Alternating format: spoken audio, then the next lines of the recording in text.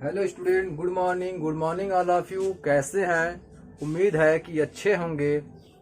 तो स्टूडेंट, आज बहुत ही इंटरेस्टिंग वीडियो लेकर के आया हूं। बहुत ही आपके लिए लाभदायक वीडियो है। इस वीडियो में मैं प्रत्यय का दूसरा भाग लेकर के आया हूं। आप लोग उस पर भी क्लियर कर चुके हैं और प्रत्यय का पहला भाग भी क्लियर कर चुके हैं। तो इस भाग में हम लोग पढ़ेंगे, दूसरा भाग है आपका प्रत्यय का। तो प्रत्यय आपको पढ़ा दिए हैं, अब उसके बारे में हम लोग डीपली अध्ययन कर रहे हैं, यानी इसके अंदर जाकर के डीपली अध्ययन कर रहे हैं। तो इसमें हम देखेंगे,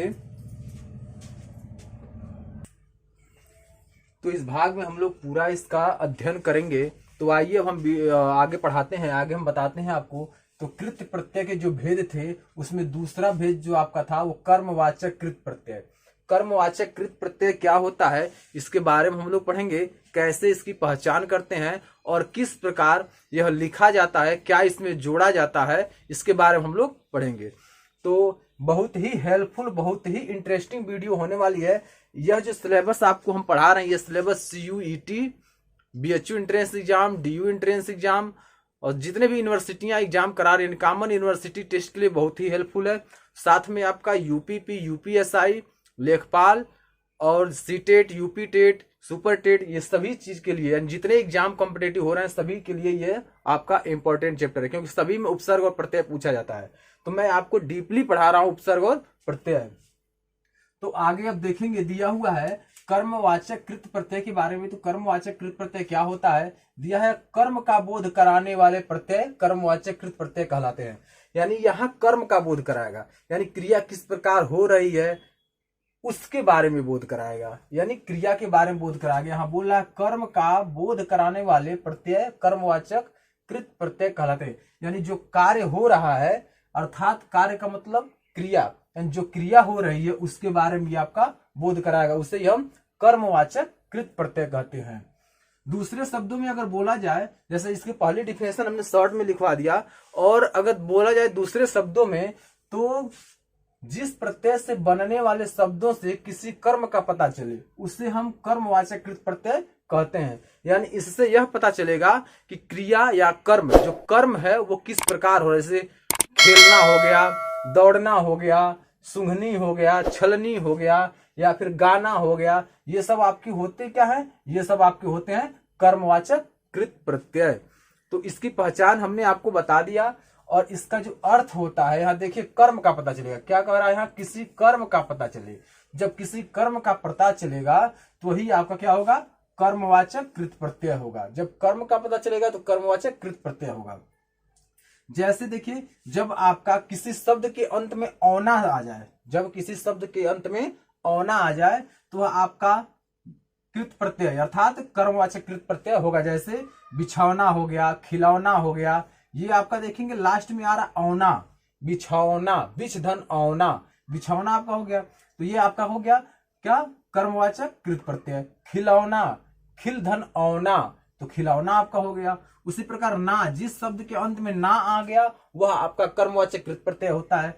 जैसे सूंघना, पढ़ना, लिखना, दौड़ना, तो ये सब क्या है आपका कर्मवाचक कृत प्रत्यय। अंत में ना आ रहा है। तीसरा जो है नी आ जाए, अगर किसी शब्द के अंत में नी आ जाए, जैसे सूंघनी, छलनी, तो ये सब क्या है, ये सब आपका कर्मवाचक कृत प्रत्यय है। सूंघनी, मछली, और उसके बाद छलनी, मथनी, ये सब क्या होगा आपका, ये सब आपका कर्मवाचक कृत प्रत्यय होगा। अगर आ गया जिसके अंत में गा आ गया, से गाना, तो गाना एक क्या है, कर्म है, यानी जो लोग भी गाते हैं वो क्या है, कर्म है, तो गाना हो गया। तो ये होते हैं कर्मवाचक कृत प्रत्यय का पहचान। तो उम्मीद है कि आपको कर्मवाचक कृत प्रत्यय समझ में आ गया होगा। अब तीसरे पॉइंट पे जो हम चलते हैं, तो कारणवाचक कृत प्रत्यय के बारे में पढ़ेंगे।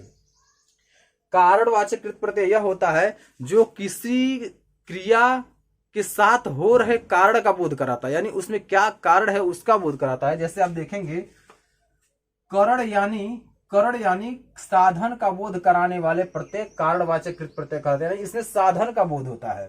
इसमें यहाँ क्या कर रहा, कर्णवाचक यानी कारणवाचक कृत प्रत्यय के बारे में हम लोग पढ़ेंगे। तीसरा पॉइंट है, तो इसमें दिया है करण यानी साधन का बोध कराने वाले प्रत्यय कारणवाचक कृत प्रत्यय कहते हैं।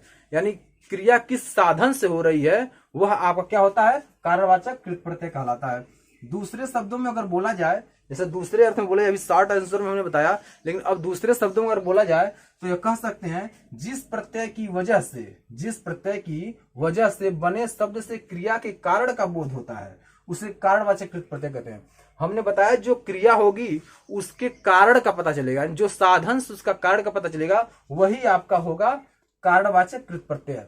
तो यहाँ एक बार और आपको क्लियर कर दें कि जिस प्रत्यय की वजह से शब्द से क्रिया के कारण का बोध हो, जो शब्द होगा उस शब्द से जो क्रिया होगा, क्रिया के कारण का बोध होगा, वह आपका कारणवाचक कृत प्रत्यय कहलाता है। जैसे मान लीजिए दिया हुआ है आ, जिस शब्द के अंत में दे दिया आ, तो भटक में आ जोड़ दिए तो क्या हो गया, भटका हो गया। भूला में आ जोड़ दिए भूला हो गया।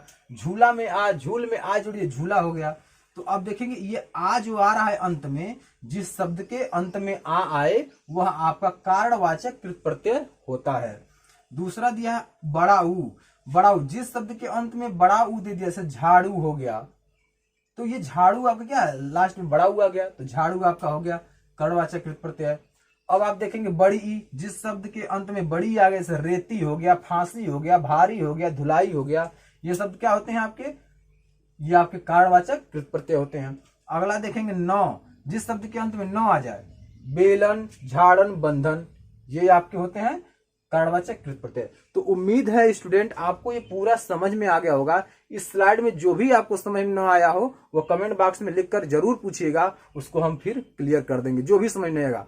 और जैसा कि हम आपको इंटरेस्टिंग वीडियो बता रहे थे, और जो भी आपको मिल रहा है ये डीपली मिल रहा है, और इंटरेस्टिंग वीडियो और होती जाएगी, आपके लिए बहुत ही एग्जाम पॉइंट ऑफ व्यू से बहुत ही हेल्पफुल होगा।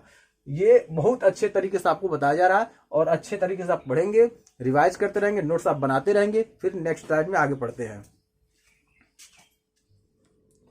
तो स्टूडेंट अब इस स्लाइड में हम देखेंगे जो कृत प्रत्यय है इसके चौथे भेद के बारे में।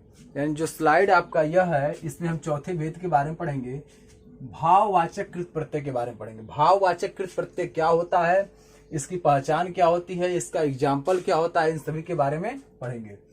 तो दिया है क्रिया के व्यापार या भाव का बोध कराने वाले प्रत्यय भाववाचक कृत प्रत्यय कहलाते हैं। यहाँ ध्यान देना, क्रिया का जो व्यापार है, यानी क्रिया का जो व्यापार है या भाव का बोध कराते हैं, यानी जो क्रिया हो रही है जिस प्रकार वो भाव का बोध करा रही है, जो क्रिया हो रही है जिस प्रकार वो भाव का बोध कराती है, उसे हम भाववाचक कृत प्रत्यय कहते हैं, उसे हम भाववाचक कृत प्रत्यय कहते हैं। अब आगे दिया हुआ है इसका दूसरे शब्दों में अगर इसका डेफिनेशन बोले या समझा जाए तो दूसरे शब्दों में दिया हुआ है भाववाचक कृत प्रत्यय वे प्रत्यय होते हैं, जो भाववाचक कृत प्रत्यय वे प्रत्यय होते हैं जो क्रिया से भाववाचक संज्ञा का निर्माण करते हैं। जो भाववाचक कृत प्रत्यय होते हैं वो जो क्रिया होता है, क्रिया से भाववाचक शब्दों का निर्माण करते हैं, भाववाचक संज्ञा का निर्माण करते हैं, उसे ही हम क्या कहते हैं, भाववाचक कृत प्रत्यय कहते हैं। एक बार और ध्यान से हम क्लियर करेंगे, भाववाचक कृत प्रत्यय वे प्रत्यय होते हैं जो क्रिया से भाववाचक संज्ञा का निर्माण करते हैं। जो क्रिया दिया होता है उसी से भाववाचक संज्ञा का निर्माण करते हैं, नया शब्द बनाते हैं, वो आपके होते हैं भाववाचक कृत प्रत्यय होते हैं। तो आइए हम देखते हैं, जैसे एग्जाम्पल में दिया हुआ है अन आप देखेंगे तो लेखन में अन जुड़ा हुआ है। फिर देखेंगे पठन में अन जुड़ा हुआ है, गमन में अन जुड़ा हुआ है, और मनन में भी अन जुड़ा हुआ है। तो जो अंत में शब्द की जो अंत में जुड़ रहे हैं वही आपके प्रत्यय होते हैं। जैसे मन है तो मन में अ जुड़ गया और फिर न हो गया तो अन हो गया, तो आपका अन जुड़ गया। गमन में भी अन जुड़ा है, मनन में भी अन जुड़ा है, पठन में भी अन जुड़ा है, लेखन में भी अन जुड़ा हुआ है। अब ती प्रत्यय यानी छोटी की मात्रा जो होता है ती प्रत्यय, जो ती प्रत्यय होता है, आप देखेंगे गति में भी देखेंगे छोटी की मात्रा होती है, गति हो गया, फिर रति हो गया, मति हो गया, इसमें देखेंगे क्या छोटी की मात्रा तो जुड़ रहा है। तो ये भी आपका होता है क्या, भाववाचक कृत प्रत्यय, ये भाववाचक शब्द का निर्माण कर रहे हैं। अगला देखेंगे अप्रत्यय, जिस शब्द के अंत में अ जुड़ा हुआ है। अ तो आपका हर व्यंजन में जुड़ा होता है, लेकिन जब इसको पढ़ेंगे तो स्पष्ट पता चल जाएगा। तो देखिए दिया जय में अ जुड़ा हुआ है, य में लेख में अ जुड़ा हुआ है, विचार र में अ जुड़ा हुआ है, मार यानी र में अ जुड़ा हुआ है, लुट में भी देखेंगे ट में अ जुड़ा हुआ है, तो यहाँ जो हो रहा है आपका बोध अ जुड़ रहा है, यानी अ आपका प्रत्यय जुड़ रहा है, जिससे यह पता चल रहा है कि भाववाचक कृत प्रत्यय है। अब देखेंगे आ जोड़ेंगे, तो भुलावा, भुलावा में आ जोड़ दिया गया तो भुलावा हो गया। बुलावा, बुलावा जैसे बोलेंगे बुलावा, बुलावा, बुलावा। आप देखेंगे इसमें भी आ प्रत्यय जुड़ा हुआ है। छलावा, छलावा में भी आ प्रत्यय जुड़ा हुआ है। दिखावा, दिखावा में भी आ प्रत्यय जुड़ा है। यानी ये जो शब्द है उसके अंत में वा अर्थात आ जुड़ा हुआ है। और जब आ जुड़ा हुआ, वा में आप देखेंगे व में तो अ जुड़ा ही होता है, फिर एक आ का मात्रा हो गया, सब में ऐसे ही जुड़ा हुआ है। तो ये शब्द क्या है, ये आपके जो भाववाचक क्रिया से बने हुए हैं, ये प्रत्यय हैं आपके। तो उम्मीद है कि ये आपको समझ में आ गया होगा। 4 नंबर भाववाचक कृत प्रत्यय। अब हम 5वां नंबर जो लास्ट है आपका कृत प्रत्यय के भेद का, ये लास्ट पॉइंट है, ये आपका क्रिया द्योतक कृत प्रत्यय, इसे बोलते हैं क्रिया द्योतक कृत प्रत्यय।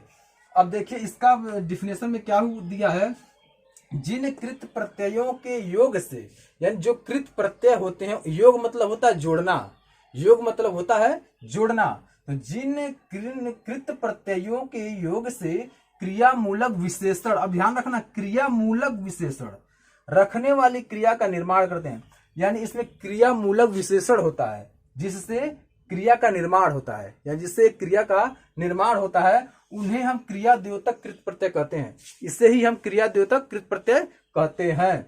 अब देखेंगे दूसरे शब्दों में बोले तो अभी तो इसका शॉर्ट आंसर रहा, अब हम लॉन्ग में और समझाते हुए बताएंगे कि दूसरे शब्दों में इसे कैसे पहचान सकते हैं, क्या इसका उदाहरण होगा। तो आगे हम देखेंगे जिस प्रत्यय के कारण बने शब्दों से क्रिया के होने के भाव का पता चले उसे क्रिया द्योतक कृत प्रत्यय कहते हैं। अब यहाँ एक बात ध्यान रखना, प्रत्यय के कारण बने शब्दों से क्रिया के होने के भाव का पता चले, यानी क्रिया किस प्रकार उसमें है उसके होने का भाव का पता चले, जो क्रिया है उसके होने का भाव का पता चले, उससे हम कहते हैं क्रिया द्योतक कृत प्रत्यय। तो इसमें जब क्रिया रहेगी तो क्रिया में किस प्रकार का भाव है, अब क्रिया हंसने की भी क्रिया होती है तो हंसना भी एक भाव है, रोने की भी क्रिया होती है तो रोने का भी एक भाव है, तो अलग अलग प्रकार के भाव होते हैं। जब बुढ़ापा, ये भी एक भाववाचक है, रोना ये भी एक भाववाचक है, हंसना ये भी भाववाचक है। तो जो मन में भाव उत्पन्न होते हैं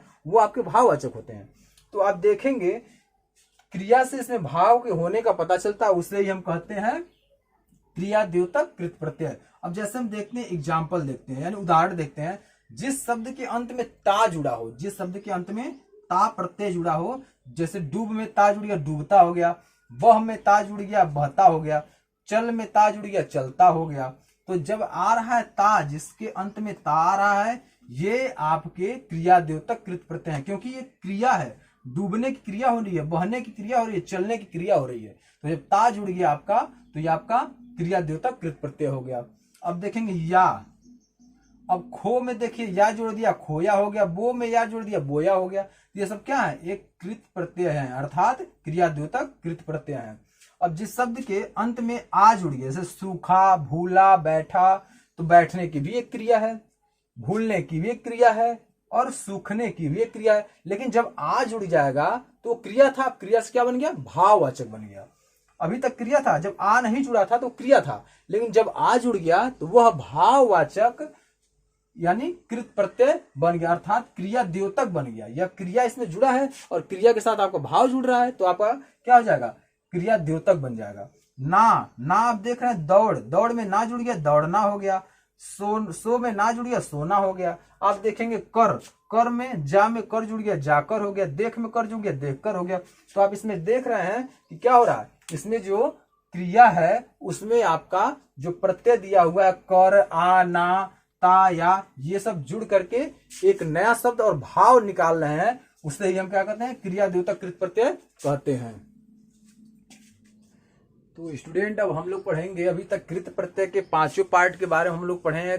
कृत प्रत्यय के जो 5 पार्ट होते हैं पूरा उसको डिफाइन किया गया है और उसकी परिभाषा के साथ, उसके एग्जाम्पल के साथ और कैसे पहचान करते हैं, ये सारा हम लोग डीप में पढ़े हैं।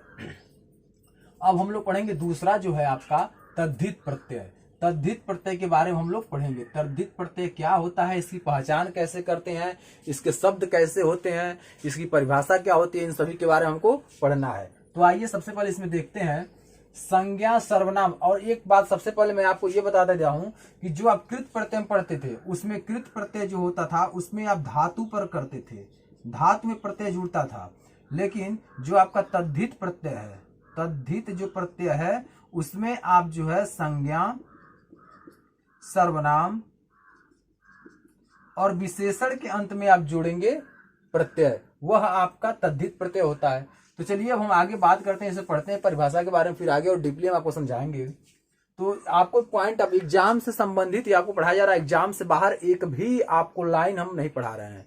जो एग्जाम का पॉइंट ऑफ व्यू है, जो सिलेबस है, उतना ही आपको पढ़ाया जा रहा है। ये सिलेबस आपका पीसीएस का भी है, हमने चेक किया, पीसीएस का भी है सिलेबस आपका, आरओ का भी है, एआरओ का भी है, यानी ये उसके बाद यूपीपी का भी है, यूपीएसआई का भी है, यूपीएसआई एसएससी का है, उसके बाद आपका लेखपाल का है, ये सारा सीयूईटी का है, बीएचयू का है, डीडीयू का है, एयू का है, इन सभी का सिलेबस आपका है। यानी यह आपका देखा जाए तो सभी में यह आपका जो चैप्टर है प्रत्यय, ये सभी चैप्टर में आता है, यानी सभी प्रकार के एग्जामिनेशन में आता है। तो हमको इसे विशेष ध्यान पूर्वक पढ़ना चाहिए। तो आप सबसे पहले पढ़ेंगे, दिया है जो तद्धित प्रत्यय होता है वह संज्ञा सर्वनाम और विशेषण के अंत में लगने वाले प्रत्यय को तद्धित प्रत्यय कहा जाता है। जो तद्धित प्रत्यय होता है वह संज्ञा सर्वनाम और विशेषण के अंत में जुड़ता है। जो तद्धित प्रत्यय होता है वह संज्ञा सर्वनाम और विशेषण के अंत में जुड़ता है, वह तद्धित प्रत्यय कहलाता है। और जो कृत प्रत्यय होता है, दोनों में अंतर समझ लीजिए, जो कृत प्रत्यय होता है वह धातु के अंत में जुड़ता है, जो धातु होता है उसके अंत में जुड़ता है, उसे हम कृत प्रत्यय कहते हैं। और जो संज्ञा सर्वनाम और विशेषण के अंत में जुड़ता है उसे हम तद्धित प्रत्यय कहते हैं। तो हम लोग तद्धित प्रत्यय में पढ़ेंगे, यहाँ दिया है, और उनके मेल से बने शब्दों को तद्धितांत कहते हैं। जो उनके मेल से जो शब्द तैयार होते हैं, जैसे मानव धनता, मानवता हो गया, तो मानवता का क्या है, तद्धितांत प्रत्यय हो गया। समझ में आया? तो आगे हम पढ़ेंगे दूसरे शब्दों हम कहेंगे, अभी तो उसका डिफिनेशन हमने शॉर्ट में बताया, अब आपको एक सिंपल भाषा में आपको हम बताएंगे कि क्या होता है। दूसरे शब्द में कहा जाए तो धातुओं को छोड़कर अन्य शब्दों में लगने वाले प्रत्यय को तद्धित प्रत्यय कहते हैं। यानी धातु को छोड़ करके, अर्थात कृत प्रत्यय, धातु को छोड़ करके जो अंत में जुड़ता है किसके, संज्ञा सर्वनाम और विशेषण के, वह आपका तद्धित प्रत्यय होता है। अर्थात जो धातु होता है वो क्या होता है, तो धातु और जो तद्धित प्रत्यय होता है इसके बारे में भी हम लोग पढ़ेंगे।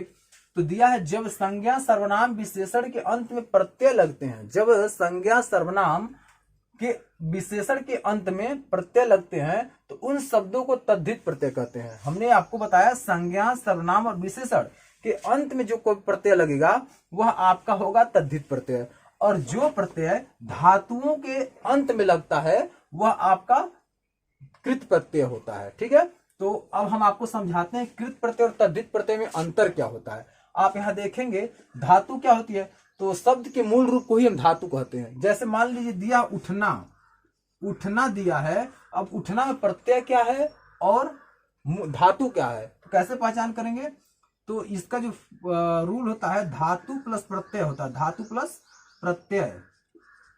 अब उठना में देखेंगे उठ आपका धातु हो गया, उठ आपका क्या हो गया, धातु हो गया, और ना जो हो गया आपका ना प्रत्यय हो गया। उसी प्रकार सोना में देखेंगे तो सो आपका क्या हो गया, धातु हो गया, और ना आपका प्रत्यय हो गया। उसी प्रकार पढ़ना में देखेंगे तो पढ़ आपका धातु हो गया और ना आपका प्रत्यय हो गया। उसी प्रकार जागना में देखेंगे आपका जग हो गया और धन जाग हो गया, जाग धन ना, ये आपका प्रत्यय हो गया। तो ये जो हुए आपके, ये जितने हैं ये क्या है, प्रत्यय हैं, क्या है, प्रत्यय। और ये जो हुए ये हैं आपके धातु हैं, ये हैं आपके धातु। तो क्रिया के मूल रूप को हम धातु कहते हैं। तो यहाँ आपका क्रिया का मूल रूप उठ सो पढ़ जाग, तो इसको हम धातु कहते हैं। तो आप कृत प्रत्यय के बारे में समझिए, कृत प्रत्यय जो होता है वो धातु के अंत में जो प्रत्यय लगता है उसे हम कृत प्रत्यय करते हैं। और धातु क्या होता है, धातु भी आपको बता दिए हैं। अब हम चलते हैं तद्धित प्रत्यय, दोनों का अंतर बता रहे हैं, विशेष ध्यान दीजिएगा आप लोग। यहाँ दिया है तद्धित प्रत्यय, तद्धित प्रत्यय क्या होता है, संज्ञा सर्वनाम विशेषण। संज्ञा क्या होता है? किसी व्यक्ति, वस्तु, स्थान या भाव के नाम को ही हम संज्ञा कहते हैं। यानी पूरे विश्व में कोई भी वस्तु है उसका एक नाम होता है और उसी नाम को हम संज्ञा कहते हैं। हिंदी में संज्ञा कहते हैं, इंग्लिश में नाउन कहते हैं। तो इंग्लिश में छोटे से वर्ड में बच्चों को लिखाया जाता है, the noun is the naming word, यानी नाम बताने वाले शब्द को हम संज्ञा कहते हैं। तो आप अच्छी तरह से जानते हैं जो संज्ञा होता है वह किसी न किसी व्यक्ति, वस्तु या स्थान को वेरीफाई करता है जो हम नाम लेते हैं। और जो सर्वनाम होता है वह संज्ञा के स्थान पर प्रयोग किए जाने वाले शब्द को हम सर्वनाम कहते हैं। एकदम स्पष्ट आप समझिएगा, क्योंकि तीनों का डिफिनेशन सर हम चल रहे हैं। जो संज्ञा होता है वह किसी व्यक्ति, वस्तु, स्थान या भाव के नाम को हम संज्ञा कहते हैं। और जो आपका सर्वनाम होता है वह होता है संज्ञा के स्थान पर प्रयोग किए जाने वाले शब्द को ही हम सर्वनाम कहते हैं।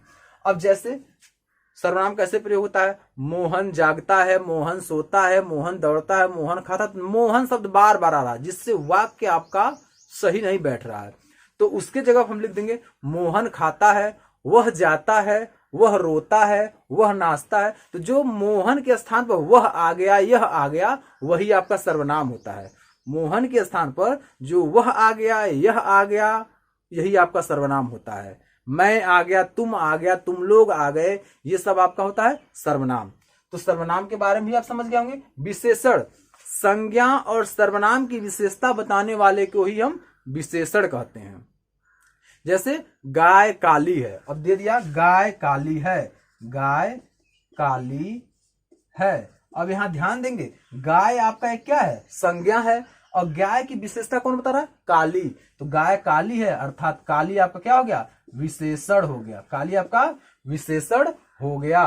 आप यहाँ एकदम समझ लीजिएगा, हमने आपको संज्ञा का परिभाषा भी बता दिया, सर्वनाम की भी परिभाषा बता दिया और विशेषण की भी परिभाषा बता दिया। यानी संज्ञा और सर्वनाम की विशेषता बताने वाले को ही हम विशेषण कहते हैं। अब लड़का पढ़ने में तेज है तो लड़के की विशेषता तेज बता रहा है। लड़का पढ़ने में अच्छा नहीं है तो लड़के की विशेषता अच्छा नहीं है बता रहा है। उसी प्रकार गाय काली है या गाय उजली है, तो जब गाय उजली, गाय आपका क्या हो गया? संज्ञा हो गया। और जो काली है वो आपका विशेषण हो गया। तो गाय की विशेषता काली बता रहा है अर्थात गाय काली है। तो यहां आपको समझ में आ गया। उसी प्रकार देखिए मानव दिया है तो मानव में ता जुड़ गया, तो ता आपका क्या है? प्रत्यय है। और मानव आपका क्या है? मानव एक संज्ञा हो गया, यानी किसी व्यक्ति का नाम, वस्तु का नाम। तो आपका जो मानव है इसमें संज्ञा में आ गया और जब ता जुड़ गया तो मानवता हो गया। तो मानवता ही आपका तद्धित प्रत्यय हो गया। आप देखेंगे अच्छा, अच्छा वो क्या है? ये भाववाचक हो गया। तो जब अच्छा में आई जुड़ गया तो अच्छाई हो गया, ये आपका क्या हो गया? तद्धित प्रत्यय हो गया। अपना, अपना क्या है? एक सर्वनाम है, तो अपना में पन जुड़ गया तो अपनापन हो गया, ये क्या है आपका? तद्धित प्रत्यय है। एकता, एक में क्या जुड़ गया? ता जुड़ गया तो एकता हो गया, तो एकता आपका क्या है? तद्धित प्रत्यय हो गया। मम धनता, मम आपका क्या है? एक संज्ञा है, भाववाचक, और आपका ता जुड़ गया तो ममता हो गया। तो यहाँ स्पष्ट आपको पता चल गया कि जो कृत होता है वो धातु के अंत में प्रत्यय लगता है, वो कृत प्रत्यय होता है। और जो तद्धित प्रत्यय होता है वो संज्ञा और सर्वनाम विशेषण के अंत में जो लगता है वो आपका तद्धित प्रत्यय होता है। तो उम्मीद है स्टूडेंट आपको ये स्लाइड पूरा समझ में आ गया होगा, क्योंकि हमने संज्ञा सर्वनाम के बारे में भी चर्चा कर दिया और उसका पूरा एक्सप्लेन भी कर दिया उदाहरण के साथ, डिफिनेशन के साथ। तो उम्मीद है कि यह आपको स्लाइड पूरा समझ में आ गया होगा। अब हम नेक्स्ट स्लाइड पे चलते हैं। तो स्टूडेंट अब इस स्लाइड में बात करेंगे, ये लास्ट स्लाइड है, यह आपका लास्ट पॉइंट भी है जो तद्धित प्रत्यय का है। हमने आपको पूरा वीडियो में प्रत्यय के बारे में, दूसरी वीडियो था और आपको 2 वीडियो में आपको पूरा डीपली बता दिया गया है। और 2 वीडियो में बताने का अर्थ सबसे बड़ा वीडियो बना हुआ है जिसमें आपको पूरा फुल विस्तार पूर्वक आपको बताया गया है, यानी एक भी पॉइंट आपका छूटा नहीं है और सभी पॉइंट ऑफ व्यू में है जो एग्जामिनेशन का है। तो आइए अब देखते हैं, कुछ पॉइंट दिया हुआ है। कृत प्रत्यय क्रिया या धातु के अंत में लगता है। जो कृत प्रत्यय होता है वो क्रिया या धातु के अंत में लगता है, जो भी हमने पीछे बताया। जबकि जो तद्धित प्रत्यय होता है वो संज्ञा और सर्वनाम और विशेषण के अंत में लगता है। अब यहां ध्यान देंगे, जो आपका कृत प्रत्यय होता है और जो आपका तद्धित प्रत्यय होता है, तो कृत प्रत्यय में आपका क्या होता है? धातु के अंत में जुड़ता है जो प्रत्यय होता है तो कृत प्रत्यय कहलाता है। और इसमें आपका जो तद्धित प्रत्यय होता है इसमें संज्ञा, सर्वनाम और विशेषण, विशेषण इसके अंत में जुड़ता है तो आपको वह तद्धित प्रत्यय कहलाता है।